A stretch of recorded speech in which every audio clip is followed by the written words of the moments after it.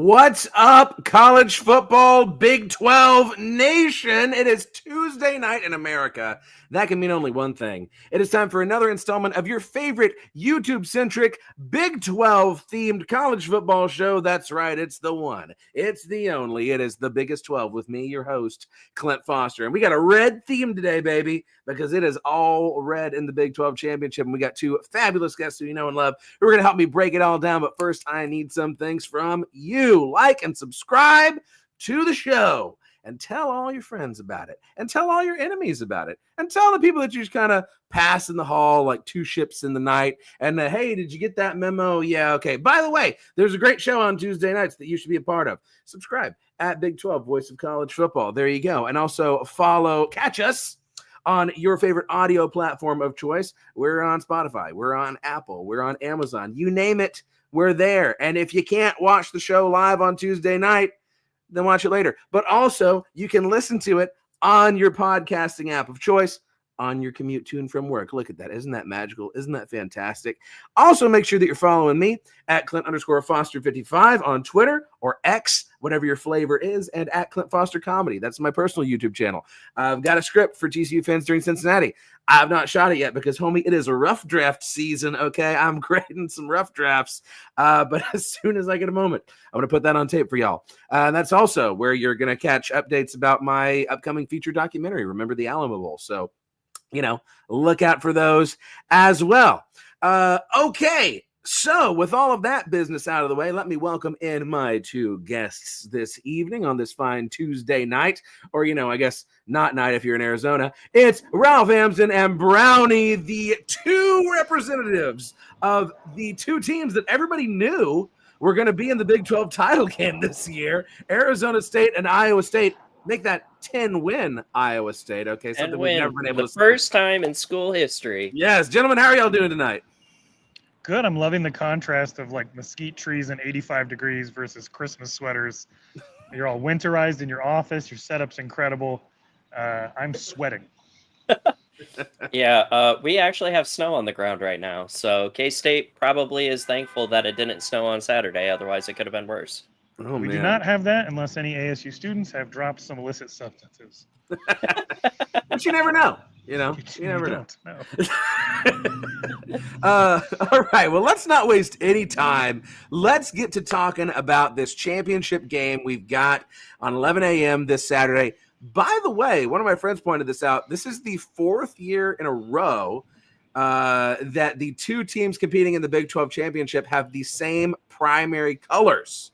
Okay, or maybe it's third year. 2, 3, 4. Third year in a row. TCU, Kansas State, both purple. Oklahoma State, Texas, both orange. Now we got Arizona State, Iowa State, both, red. Okay, like maroonish, reddish. They're both red. Red and gold, actually. So that's interesting, to me at least. What are y'all thinking about the game?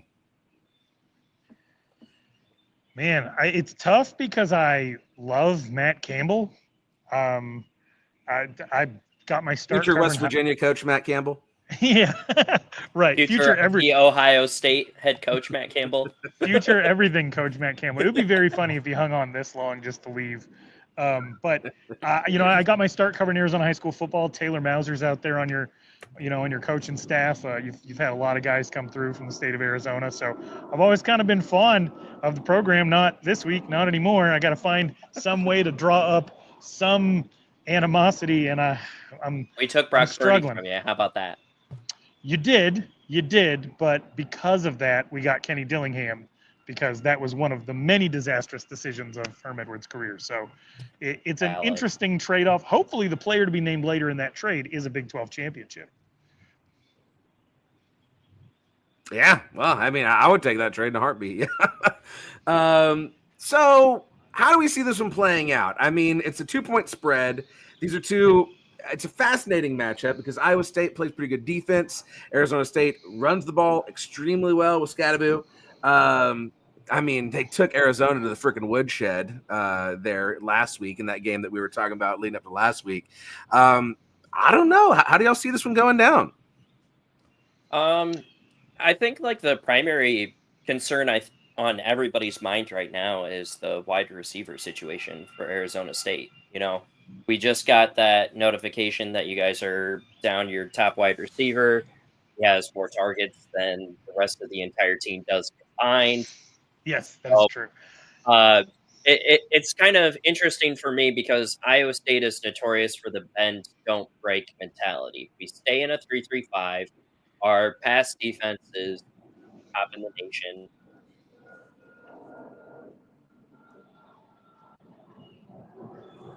Oh, we lost you, Brownie. We lost your sound. As soon as he said we stay in a 3-3-5, I was like, oh, it's over. And Yeah. then his audio was over. That's it. We ran a 3-3-5 for a while too, and it can be a little tough against the run. But again, they're a very, very sound coach team. So I'm sure they'll find a way to wrangle Cam Scattaboo. Okay, we're back. Okay. Yeah, you're good there, Brown. Okay, yeah. So, like I was saying, we're always in like this 3-3-5. We have a top defense for pass coverage, but as he was alluding to, Cam Scattaboo is one of the top running backs in the Big 12. We allowed R.J. Harvey to run all over us. We allowed Taj Brooks to run all over us. We let Devin Neal and Jalen Daniels run all over us. We did a fairly decent job, I think, at keeping Avery Johnson and DJ Giddens in check. But again, Cam Scattaboo, I would say, is slightly better than Giddens in the aspect of just being able to do yards after first contact.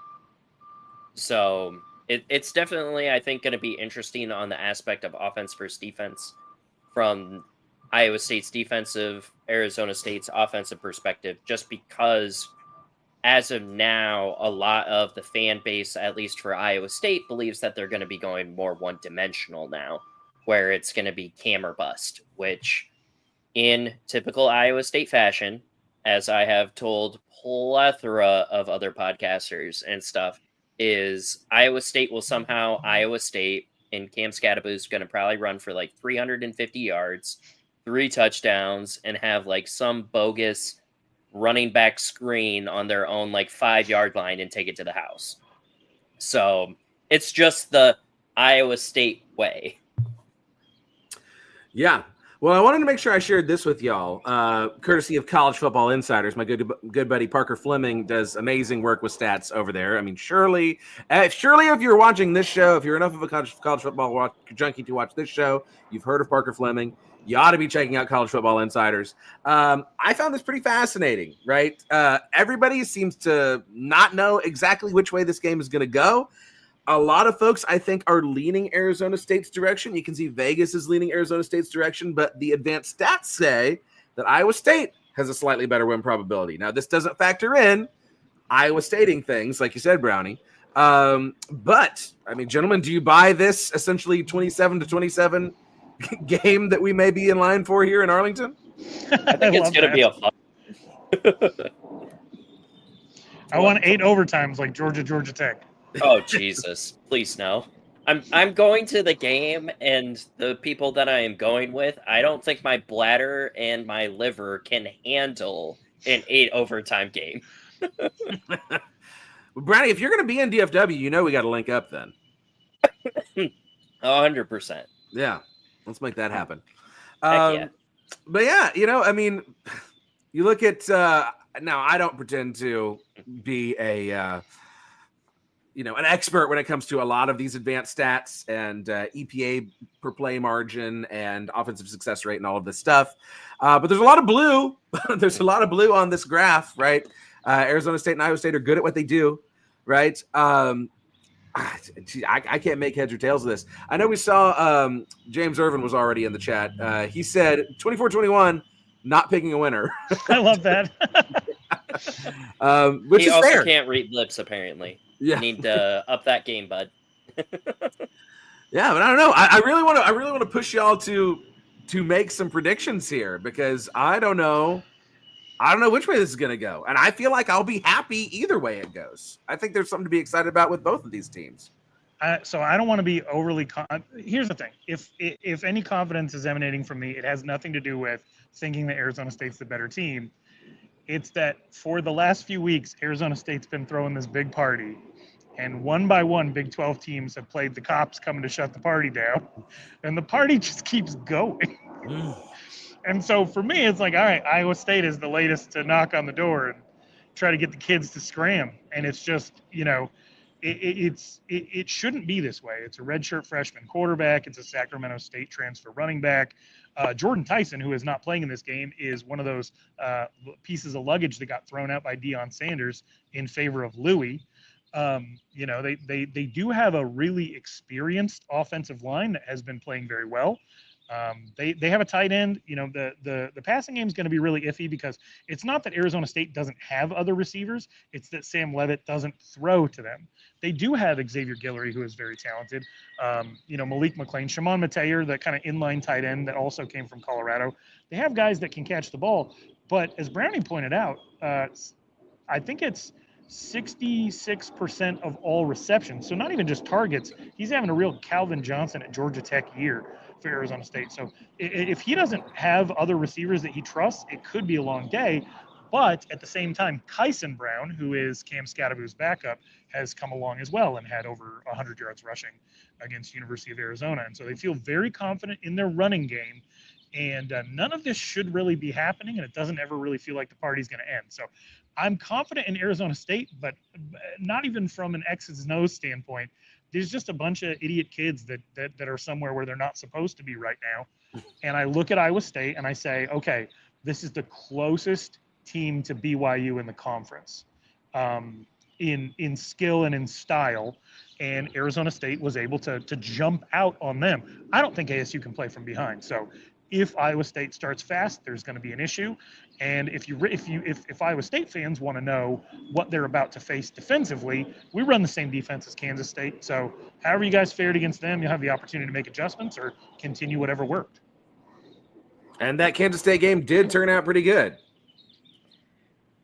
Safety. Yeah. Yeah. It's kind of weird because I don't know if you guys have seen on social media a lot of stuff, but after the first points that Iowa State makes in the second half, they always play the Juicy Wiggle by Red Foo. And that's like where the whole like get juicy thing comes from and everything. But it was kind of weird because it was the first time ever that the Juicy Wiggle got played off of a safety. And it was just the weirdest thing too, because like we were all screaming to tackle Avery Johnson, and he goes into the back of the end zone, and I was like, oh man, this is 100% going to be like intentional grounding, isn't it? And sure enough, he just like lame duck throws that thing like 5 yards. I'm like, oh man, this is going to be exciting. But yeah, like I don't know. I think it's going to be yet another extremely close game that, as we have seen in the past, Matt Campbell does the bare minimum to win the game. The 27-27 is actually kind of enticing. I think it's going to be like 27-24. I think it's going to come down to special teams, even potentially. I personally love what Kenny Dillingham has done for Arizona State. I mean, the dude is in our age area, and he's doing 12. Yeah. He's little big league rookie of the year. Yeah, and like he's a the child dude is out there. doing what we do on freaking NCAA, right? Yeah. Like he just goes and picks his favorite school, and all he does is win it. And I think it's kind of fun and exciting in that matter. Iowa State had some challenges with K-State's defense, but it was mostly drop passes. And that could be tailored to the wide receivers just having a bad day, having a rough day. Maybe the weather took effect. But we also don't have a running offense to speak of. And Iowa State is notorious from playing behind, right?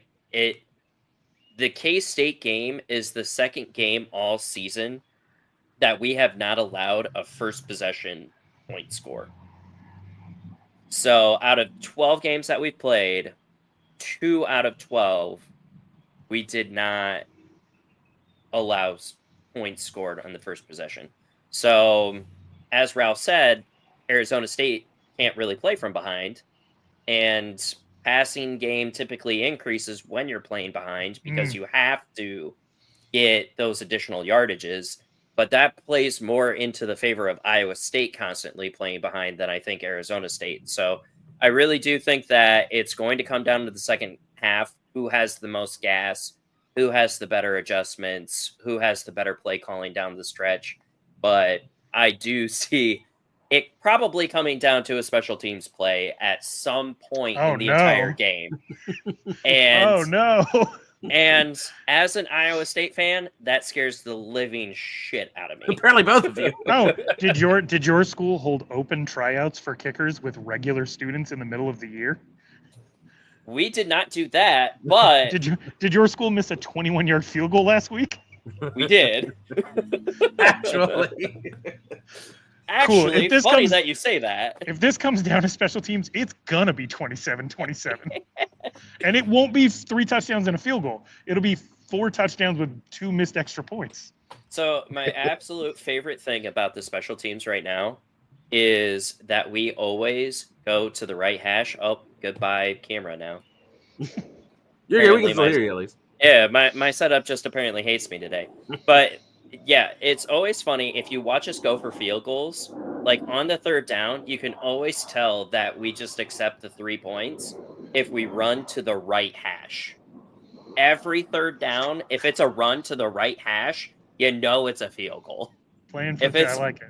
Yeah, if it's a run left, run up the middle, or like a pass, then we're playing for funny money. But it's typically right hash, and for some strange reason, our kicker still misses it to the right when he specializes on right kick hash. I'm like, bro, if you miss to the right, go left. Like, what are we doing here? Well, if we're in field goal range, you'll know that we don't want to kick by running backwards 30 yards and throwing the ball into the stands. That was a good time. Can you get a kicker out of the portal during the season? Because I would love that.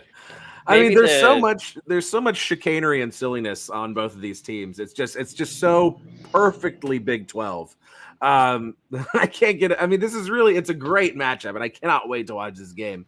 And I mean, both teams, they have a bit of a Cinderella vibe about them, which is really fun. Arizona State, like you're saying, Ralph, is just red hot right now. I mean, no pun intended. Because I was sitting here trying to be like, well, I guess, I could say that Arizona State hasn't been that great away from home. So maybe then you give the edge to Iowa State. But that's not even true, right? They've won 3 straight home games, one of them being against Kansas State, right? I mean, Oklahoma State and Arizona, they both suck. But Kansas State, that's an impressive win on the road. And they should have won. They should have won in BYU. Lubbock. They should have won in Lubbock, but they were down 14-0 3 minutes into the game. And then I think they outscored Texas Tech 26-15 the rest of the way. But I mean, the mistakes that led to that 14-0 were all-time mistakes. And then you look at the Cincinnati game on the road, no Sam Levitt. So we got some built-in excuses for sure. Yeah. And then with Iowa State, it's that Kansas decided to start playing there in November. Right. The combination of that, and we were down to 2 total linebackers and 3 total safeties on our roster that were able to play in that KU game, and then the game following. So that was a rough stretch. But also, I don't know how Texas Tech always gets so lucky. Yeah, you have both lost to Tech, right? So there is that common opponent for whatever that is worth. Kansas State losing 23-22 at home. Of course, that was the first loss of the season. And then, like you were saying, Ralph, losing at Texas Tech 30-22. You both scored 22 on Tech. So even there where you're like trying to be like, oh, is there a differentiating factor? Nope, not really. So I really don't know what I'm. One just played really good defense against Taj Brooks, and the other one allowed like 300 plus yards. Which was there's that. There is that. Here's a fun stat from Jackson. Thank you for getting into the chat, Jackson. If Iowa State wins the Big 12, it will not only be their first conference title since 1912, but also their 3rd conference title in school How does history. that work? They were killing the 1910s. Hey man, it's kind of weird because I believe I would have to look it up again, but our first title and I think even our second title were Missouri Valley Conference Championships. Man, when they started sending farm boys to war, you guys fell off. Hey, man. Yeah, we did. Because all of the good football players apparently decided that they wanted to be Iowa Hawkeyes and not care about farmers. Dislike. Man, but again, before I force myself to make a pick in this game, what do y'all think about the fact that in every single one of the Power 4 championship games, there is one team that was not in the conference the previous year? By the way, 2 of those teams, former Pac-12 teams. Oregon playing for the Big Ten title, Arizona State playing for the Big 12 title, just like we all drew it up. What are y'all's thoughts on that? Texas, SMU, Oregon, Arizona State, all of them in new conferences playing for the championship. My hope is that people all over the country are having that Bruce Willis moment at the end of Sixth Sense where he realizes, spoiler alert, that he is no longer with us. Because there's been so many preconceived notions about who can do what. And the truth of the matter is styles make fights. You introduce new styles to people who have kind of a long-standing way of doing things. They've kind of built the book on who all of their opponents are. And, you know, SMU pays all that money to come in and beat up on everybody, you know, and you know, for Arizona State to come into the Big 12, I thought they'd have a good shot eventually because they have access to California talent. And, you know, not a lot of 4-stars are getting into Big 12 play, especially with Oklahoma and Texas out of the way. So I figured Arizona State, at least on a talent aspect, dipping into California and Texas would maybe have a little bit of an advantage. But when you look at Texas going to the SEC, that blows my mind. That I always thought the SEC was a little bit overrated, but now I'm like, break up the SEC. What's the point anyway? Yeah. Like, you know, and so I actually really enjoy this. Maybe outside of Oregon because they didn't. And I host a show with an Oregon graduate. I've always kind of been fond of Oregon and the way they do things, but they definitely didn't need a bigger head than they had going into all this, where they would struggle in the Pac-12 North against Washington and Stanford, and then all of a sudden they go into the Big Ten and they murder everyone with speed. Yeah. And so, you know, it's been wild to watch, but I hope a lot of people have had their preconceived notions challenged about how great their conferences are, namely the SEC, and the fact that, you know, all it takes is really coaching. You know, what it comes down to, you introduce some new coaches, and in the SEC, you can get away with a lot, just throwing big bodies against big bodies. You know, you don't always have to have the best coaches at every single position because a lot of the time they're going for who's the best recruiter. So you get some of these schematic geniuses to come in, and it gets real interesting real quick. Brownie, your thoughts? I agree a lot with what Ralph said. And when you really look at it, the Big Ten, I mean, let's just look at Big Ten. And I know that I'm mostly in Big Ten country, so I get a lot of this shenanigans. But the Big Ten as a whole, especially growing up, was ground and pound football. You win the game like 14-10, and the games are over in 2.5 hours because you're just constantly running at each other. Then you start bringing in Washington and Oregon, who, you know, Oregon was one of the first people that really made the fast-paced spread offense, option run offense mainstream, right? Yeah, we're not going to count Rich Rod at West Virginia. Yeah, let's not count that guy. But you're starting to look at, okay, you have a spread offense, and most Big Ten football teams are already dead fast set in a 4-3 defense, right? So now all of a sudden you have linebackers on wide receivers. I'm sorry, but you're already at a mixed match. It doesn't even matter if you're switching to Tampa 2, cover 3, cover 4. You could throw a QB spy on your Mike linebacker, but if you're not sacking that quarterback and that quarterback has 2 to 3 seconds to throw the ball on a short slant, I mean, their speed over the top is just going to burn you every single time. And I think that's what a lot of Big Ten defenses are starting to realize outside of your, like, Ohio State, maybe your Michigan and Penn State, because those teams have athletes, right? They have the depth at safety and at corner that they can go out and they can play nickel, they can play dime. But then you start looking at, like, Iowa, Wisconsin, Minnesota, they don't have as many of those deep secondary positions. So then they get stuck on I would still say, extremely good linebackers, but those linebackers still are not going to be able to cover a 4-3-3 sprinting wide receiver in the middle of the field with no coverage over top because your cover twos and your cover threes are too busy with the other deep threats. Texas, I think, is absolutely hilarious that they couldn't dominate the Big 12 in their first year. They go to the SEC, and all of a sudden they're just smacking everybody. Granted, with a very easy schedule. With a very easy schedule, yes. But nonetheless, go into the SEC and make it theirs. Mm-hmm. Which, if you also want to talk about fan bases that didn't need bigger heads, Texas is one of those. Yeah, right? you don't have to live around them, let me tell you. Like they don't even remember losing. Yeah, that's right. what's fascinating. I kind of appreciate that. They don't even like. They just were like, we've always been here. Yeah.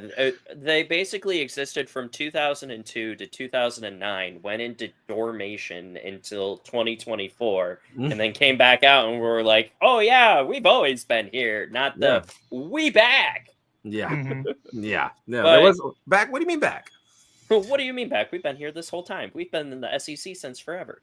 Yeah. But no, I just think that it's kind of fun to see other teams be in the conference championship games that are not the peak or like pinnacle blue bloods of their conferences. Whether that be the NIL, whether it be scholarship overhaul, whatever.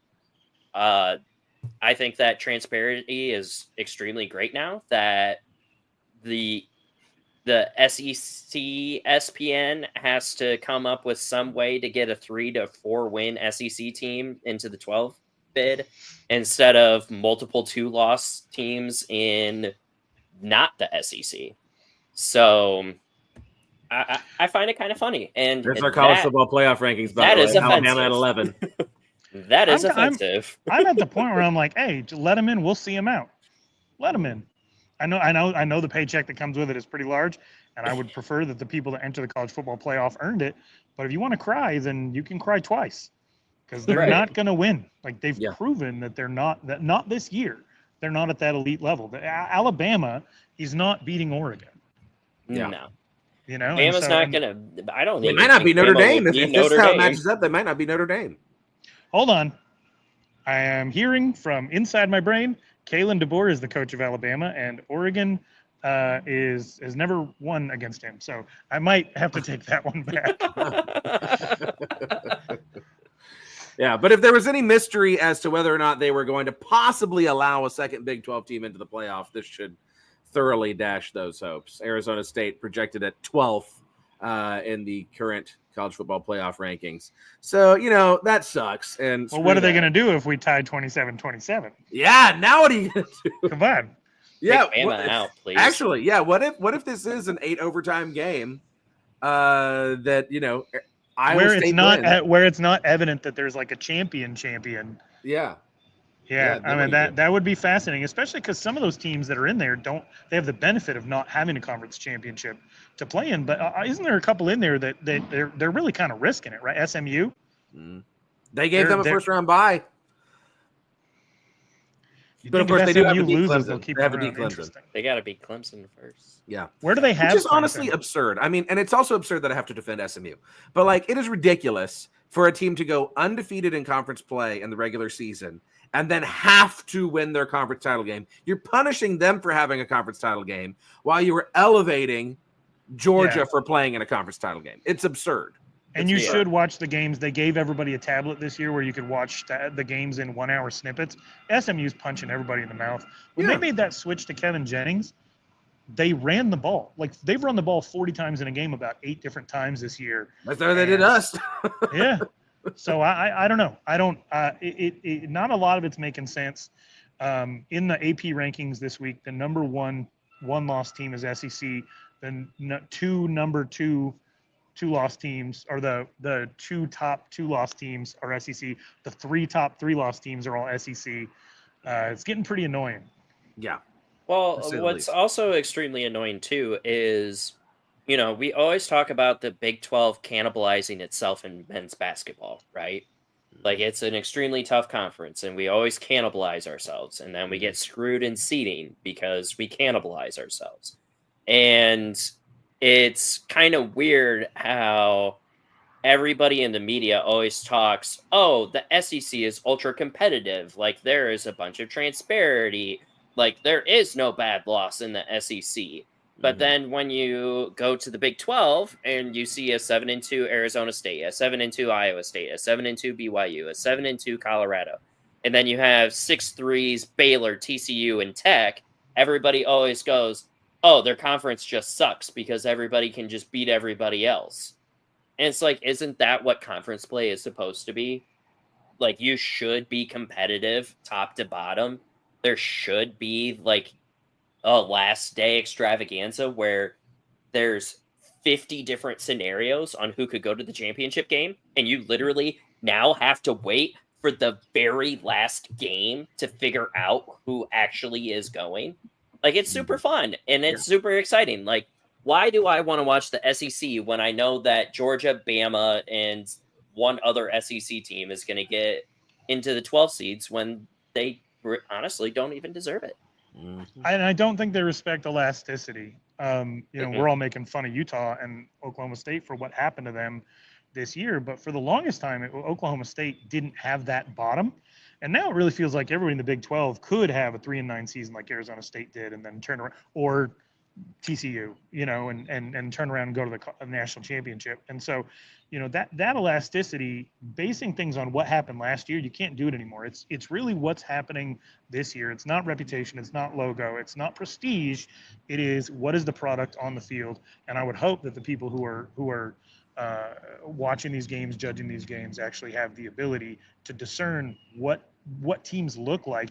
And if not, we got to move it out of the hands of athletic directors and into the hands of the people who set the lines, or Las Vegas, or statisticians, or people who actually take all these things into account. If they really can't be trusted with it. Some of it's easy. Oregon at 1 is easy. Now the FPI says Oregon at 6. I don't know how to explain stuff like that. But you won all your games in a Power 4 conference. You should be number 1. Exactly. Yeah. It's really pretty simple. But I've watched SMU a lot this year, and they clearly belong. Even if they lose, they belong. They should be allowed one conference hiccup. The BYU game is against a great team that was very competitive, but we're going to give Alabama the respect of playing Mercer in November and losing twice to 6-6 teams. Mm-hmm. And one of those losses was what the kids call expletive deleted pumping. So yes. I couldn't have said it better myself. As far as this championship game, I think I'm going to give Iowa State the edge in this one. I see it, being something like a 27-24. I think that's right in the neighborhood. And the only reason, what I've come around to is the only reason why I think Iowa State has an advantage here is that Matt Campbell has coached in this game before, right? Mm-hmm. Iowa State was in the Big 12 championship in 2020. And as a bizarre season as that was, they played against Oklahoma in that game. Arizona State, Kenny Dillingham is doing an amazing job. He's building something spectacular there. They haven't even been in a bowl game since those Herm Edwards years, 2021, right? And they have not played in a championship game in a decade, since 2013 with Todd Graham, right? And I have to think that that's going to play some role here. Obviously, none of the kids on either side were a part of a championship game, but I think it matters, especially when Kenny Dillingham is literally my age. And I'm trying to put myself in that situation, right? I think it matters that your coach has some experience in this game, and also you do factor in that in large part, Arizona State. Yes, it's been like a month-long party, but they haven't always performed well out of Tempe. I don't know. That's how I'm rationalizing it in my brain. But I would be thrilled with either team winning this. I think it's a very fun matchup, and I'm just hyped. I'm tickled pink about it, personally. My biggest fear for Arizona State is, I went to this college, and I don't know how. I'm not 100% sure how any of the people I know performed at 11 in the morning. 10 a.m. local. There is that. Yeah, I guess don't sleep the night before is maybe the strategy here. That is a part of it, right? Yeah, for sure. For sure. Well, let's move on to our next topic. I want to talk about coaching changes, of which there have been many already. Here, just at the end of the regular season, we've seen Gus Malzahn step down from UCF. West Virginia officially fired Neil Brown despite being bowl eligible. That's kind of fascinating. They finally pulled the trigger on that one. Am I missing one? I feel like I'm missing one. Well, we're waiting on Mike Gundy news. We haven't gotten any Mike Gundy news. But of the coaching moves that we've seen so far, which one stands out to you the most? Which one surprises you the most? And are you eyeing any particular replacements at these schools? I'm just going to throw out there that Jacksonville State is playing in a conference championship this week, and if they win it, Rich Rod's going to be 9-5, and there is a vacancy where it all got started in Morgantown. So I'd love to see a return of Rich Rod, bring back the Pat White days. I think a lot of Mountaineers would love to see that. But the biggest I think surprise that's actually for me, what Mountaineers are going for. the biggest surprise for me is the Neil Brown demand. It's like they're really painting it in the media like Neil Brown, he got fired and he's been beating off all these schools with a stick. Charlotte wants him. App State wouldn't have fired Sean Clark if it wasn't for, his alma mater wants him. And so that part's been pretty funny to me. I think the Neil Brown part was just kind of writing on the wall inevitable for the past couple of seasons. So part of me is kind of actually shocked that it finally happened. I thought that him basically getting bowl eligible was going to guarantee him at least one more year. The Malzahn thing I thought was absolutely wild, though. You're going to go from head coach of a program to offensive coordinator on one of the poopiest offenses that has seen the face of the earth. And because UCF didn't want him anymore. Nobody wants him to be there. Why would you want to stick around? I have not a clue. Head coaching money, I guess? I don't know. Just keep riding it until they fire you. Take the buyout. I mean, look at freaking Petrino. Like, a lot of these head coaches just say, just fire me at this point. Like, do it. I'll take the $20 million buyout and go and chill on a beach somewhere. I mean, isn't that what Lincoln Riley did? That's what Jimbo Fisher's doing. How is Mike Norvell brought in Gus Malzahn to run the same offense that Mike Norvell runs? Is he really going to be? I mean, maybe that's it. Maybe because when Gus Malzahn was at Auburn, he used to have these token OCs that didn't actually call any plays, and anytime the heat turned up, he'd just fire one of them. One of those years, it was Kenny Dillingham, and actually, we kind of have Gus Malzahn to thank for Oregon's running his offense, Arizona State's running his offense, Florida State's running his offense. A lot of people have had success with it, but it's very funny to me that now he's in this position, this hot seat position for Mike Norvell. He is the one who taught Mike Norvell everything he knows. So that is all very, very funny to me. Like, is Gus Malzahn really going to be running the show out there? It has we'll see if it looks different. Yeah. I remember the other coaching change. Texas Tech is now having to replace their offensive and defensive coordinators because they fired their defensive coordinator and their offensive coordinator got hired, I believe it was by Florida Atlantic. So, whole new shift there on Joey McGuire's staff. That's also was it head coach of FAU or was it? Yeah, I believe head coach of FAU. Yeah. Okay, I was gonna say that's kind of a weird turn around from being the OC for Taj Brooks to OC of a bunch of random people in Florida. But let me go get. I think I just got a package delivered, and we have porch pirates. So I'm gonna lead y'all to talk about this. I'm gonna go get the package off the porch. Okay. I just have one thing to say about FAU. Is they fired Tom Herman after 18 months because, he doesn't know anything about these Florida boys. And then they go and grab somebody else from the state of Texas. I don't know. All What's of the these, plan I don't think anybody has any plan right now. I think they're just hiring people that are their friends, hoping that it will eventually work out. I mean, it's kind of weird because Iowa State has always been in that predicament where, we brought in Matt Campbell. We brought in all of the staff that Matt Campbell had.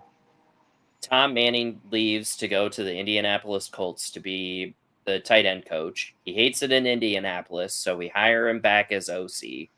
because we never replaced him at OC, and then we fire him because he sucks as an OC. And then we get Nate Scheelhaus, and then Nate Scheelhaus leaves to go to the LA Rams. And then we promote Mouser, and that has progressively gone up. And it's just like always the weird part, because I love Matt Campbell. Oh, bye camera again. I love Matt Campbell, but he's one of those where it's like loyalty to almost a fault for his staff. You know what I mean? Gary Patterson was that way. Yeah, it just seems like you're pulling teeth if you want change, unless you really piss them off. Then it's just like, okay, you're trash. Goodbye. And I think like the whole Norvell Malzahn thing is just kind of in that boat where it's like, oh, like you taught me everything. Here, come be my OC. And then if I suck again, I'm blaming you. Yes. Yeah, and they got more to draw from too. Because in that tree is a Chad master and an apprentice. Chad Morris is part of that. So I mean, they'll keep cycling through all the guys they know. But you do the heavy is the crown, and you get paranoid, and you want to be around people you can trust, and you don't want to be around mercenaries and stuff, and that can really weigh on you when everybody you're surrounded by is always looking for the next thing. So you want people who are motivated to do a good job, but not motivated to move up in the profession, and it's a really, really delicate balance. I don't know how these people do it. As a grudge holder, it would drive me absolutely nuts. But I am really interested to see if the ultimate full circle thing, the Rich Rod to West Virginia thing happens, because then maybe you can start like recruiting the son of Pat White, like Pat White II or something like that. Oh my God, yeah.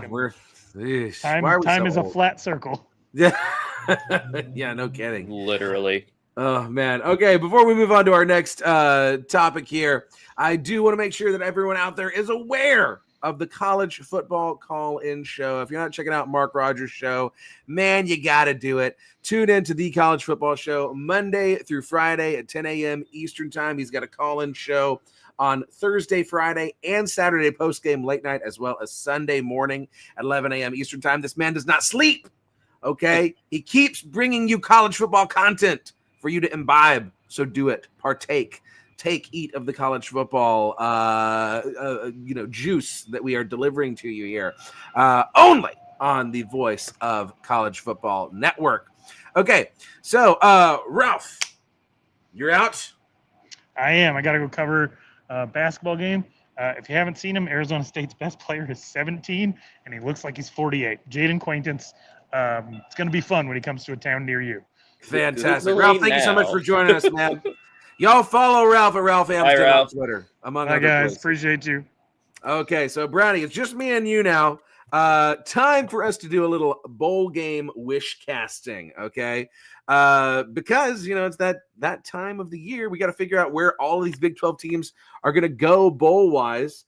And I have here created for us this tier list to try and attempt to assign bowl games to the 9 bowl-eligible teams in the Big 12. This is the longest tier list I've ever seen.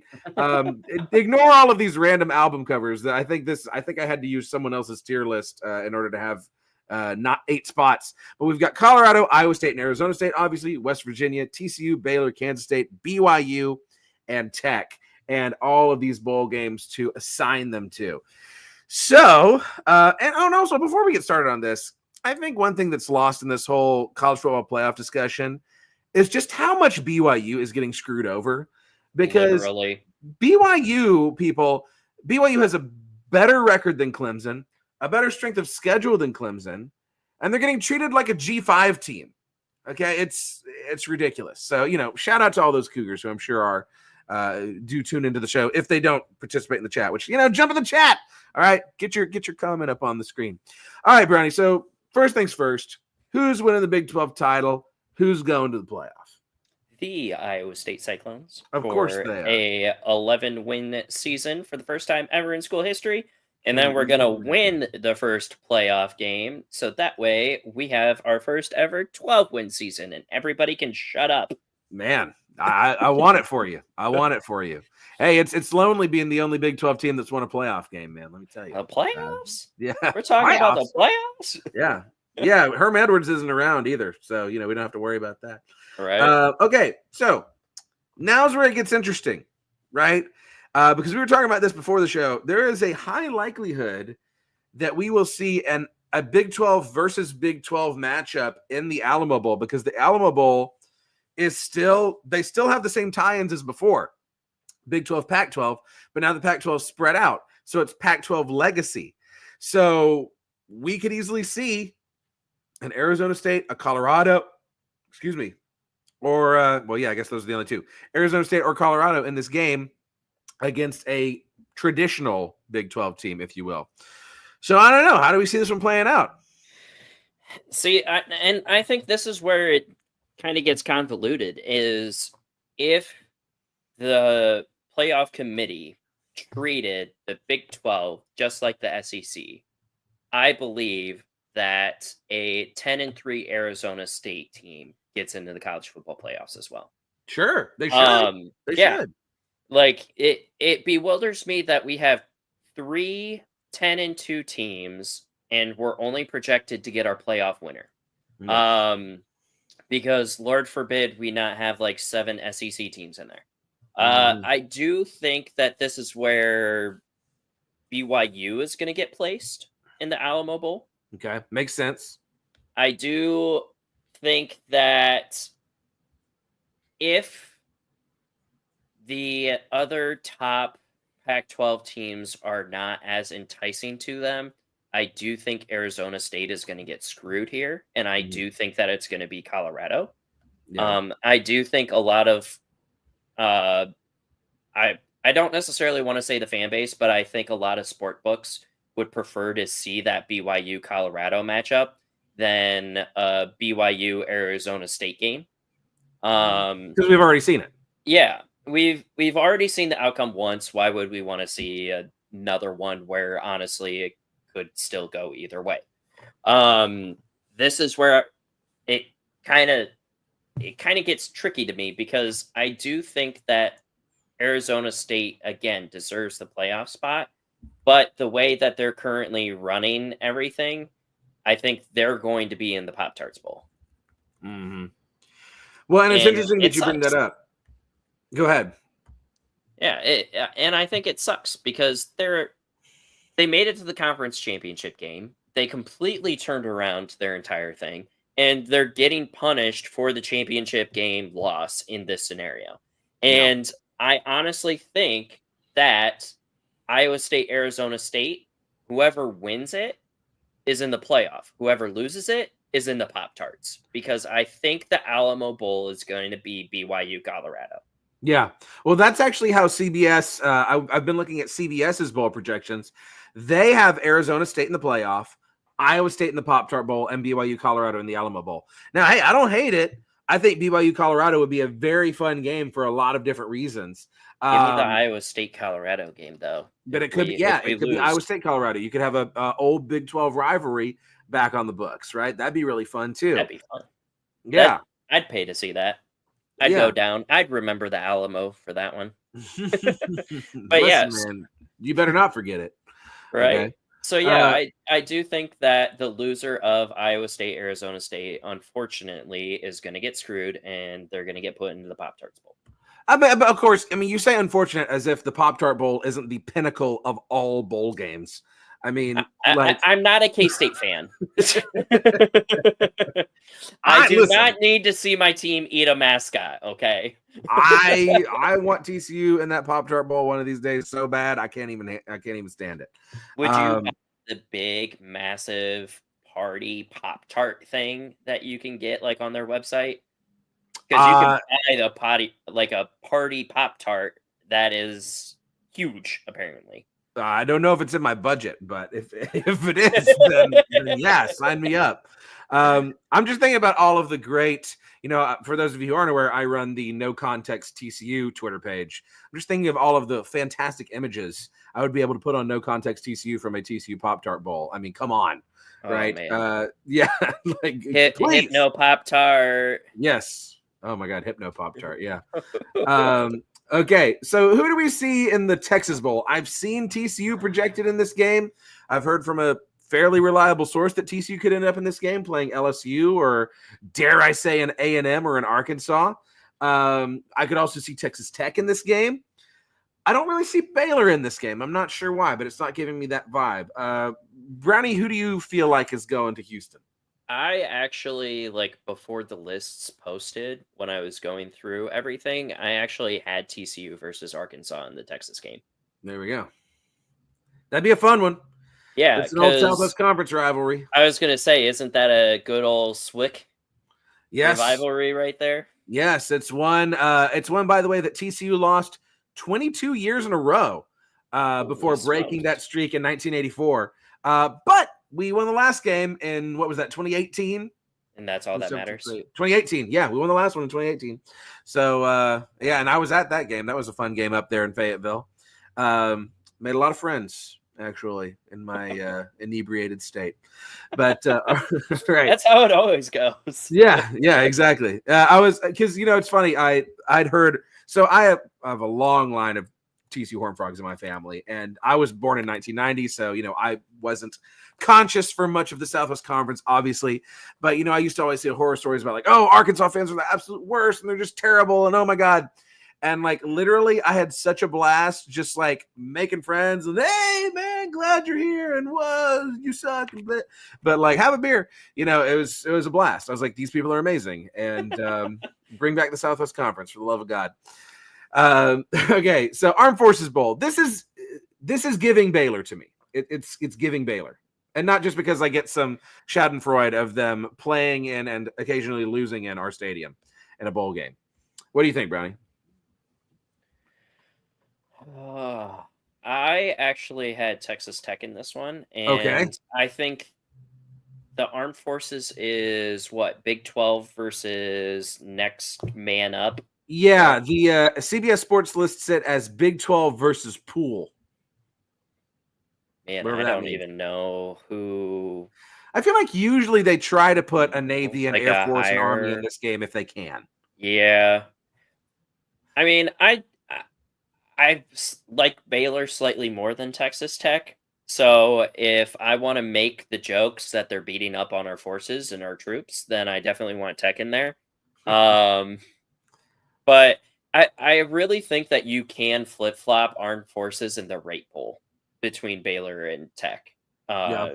So you can put Baylor in Armed Forces and Tech in rate. Yeah, I think okay. it's kind of a flipsy-doozy, though.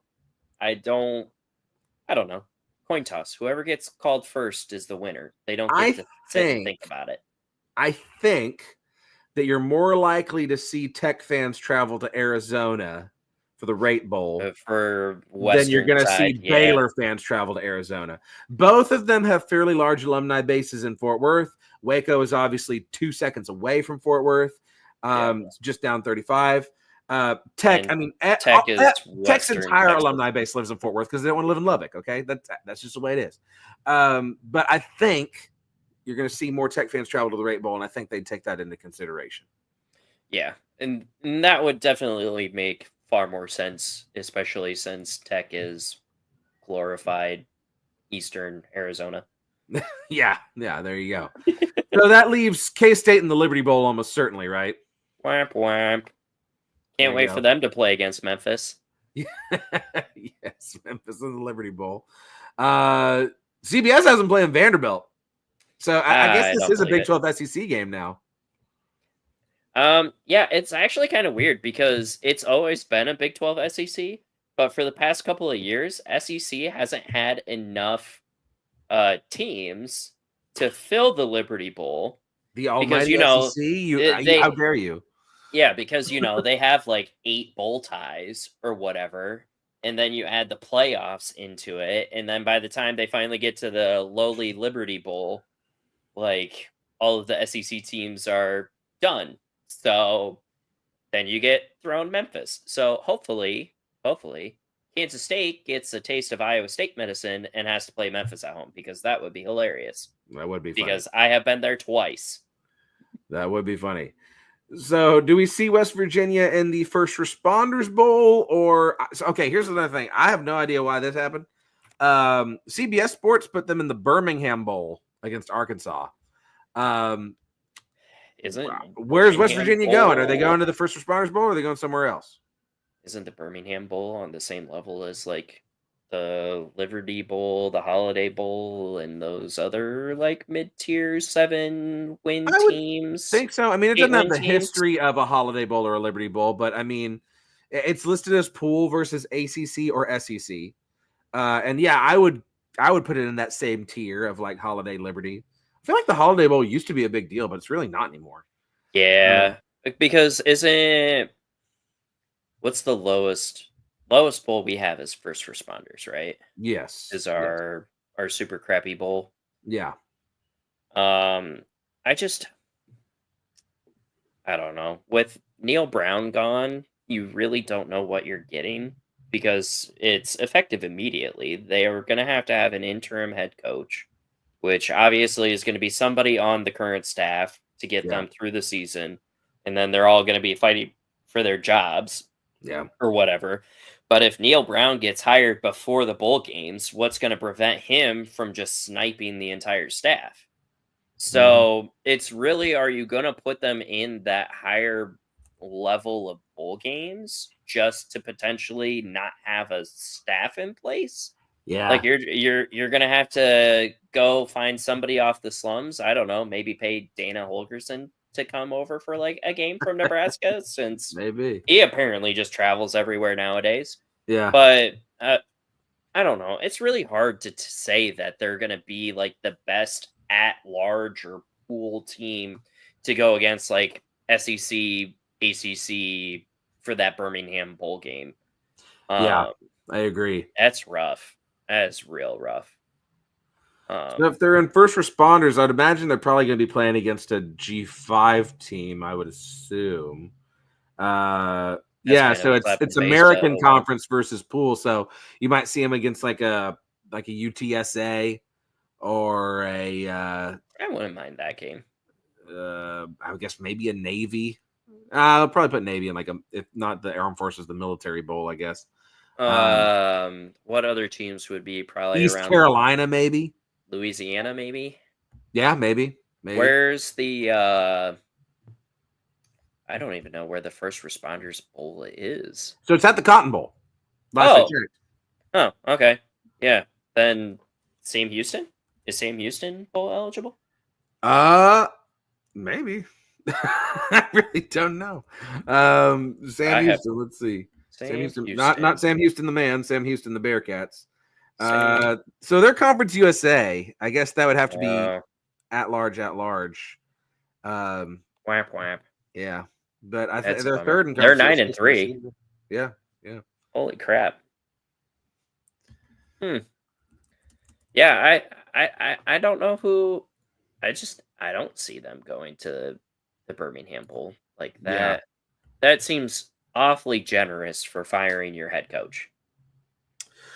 Yeah, let's see. Memphis and Army are too good. Tulane's too good. Navy's probably too good. Yeah, so it's probably going to be it'd probably be like a UTSA or a South Florida, maybe North Texas. So yeah, it'd probably be UTSA or North Texas. So then you have like the local fans playing against West Virginia. Still be fun. Should be interesting. But yeah, even First Responders, I think, is the better bet for them. If they get a better pool versus pool or at large versus at large, then I guess so be it. But I mean, you're really scraping the bottom of the barrel if you're calling West Virginia against the likes of some of these G5s that have 8-9 wins, because as we have learned, especially with these P4s, it doesn't matter what conference you're in, you can still compete at a high level, especially with the talent pools increasing, NIL coming up. Yeah. I mean, shoot. I mean, look at what Deion Sanders did before he went to Colorado. Yeah. Nobody thought that was possible. Liberty is extremely good. Yep. They're G5. Yeah, that's true. It's true. All righty. Well, before we start to close this sucker down, and I do think that this is I'm not mad at this, right? And if you swap Iowa State and Arizona State, I still think that could be fun. So this is And This is I a would good even little- say you bump everybody up except for maybe West Virginia. If somehow by the seat of our pants we get Iowa State and Arizona State in the playoffs, I mean, or I would even love it. BYU. If Iowa State loses and it's BYU and Arizona State that get in or whatever, then it's Iowa State, Colorado, and the Alamo. I really think that the top 4 really depends on if this college football selection committee can get the stick out of their SEC butts and Yeah. give the due diligence that like these non-SEC Big Ten conferences deserve. Yeah. Well said, friend. Well said. Hey, I do want to make sure y'all are aware of our team-specific channels here at the Voice of College Football. We're doing a concerted push for our Ole Miss channel right now, so check them out at Ole Miss Voice of College Football. We've got a TCU channel. All right, I'm doing content for you over there at TCU Voice of College Football. Whoever your team is, we've probably got a team channel for you specifically. So go check that out. Go subscribe and help us grow this thing. So that brings an end to yet another excellent, dare I say fantastic and entertaining, The Biggest 12. Brownie, thank you so much for being a regular attendee of this show. Tell the No people problem. where they can find you if they don't know already. You can find me on X at Hoosier Burner, Wide Right Natty Light as well on X. You can also find us on our Discord, Wide Right Natty Light. You can find the links on our Facebook page, our Twitter page, our Instagram, our Blue Sky. I think we even have like a thread still for some strange reason. Wow, man, you're everywhere. Yeah, we tried to be at least. You can also find me on Blue Sky, Wide Right, or I guess it's technically Brownie WRNL on Blue Sky. Or just check out our website, see what it's all about. Gonna have a couple of articles for the bowl game before I forget everything. As you should, as you should. Hey, subscribe to the show, y'all, at Big 12 Voice of College Football. There it is. No confusion. You got no excuse not to do it. Sign up, subscribe, tell your friends about it, tell your parents about it, tell your grandparents about it, tell everybody about it. Follow me on Twitter at Clint_Foster55. Follow my YouTube channel at Clint Foster Comedy. And just be on the lookout for all of the fun things that I am cooking up in this cauldron for you. All for you, okay? It's all for you because I love you. And find us wherever you find your podcasts. Your favorite audio platform, The Biggest 12. We're there. Promise you that. So until next week, we're going to watch this Big 12 championship game. We're going to soak it up, baby. We're going to enjoy it. And until I see you next Tuesday when we talk about the results, I love you. I hope your team wins. And go Big 12. Roll Clones. Bye. Go Clones.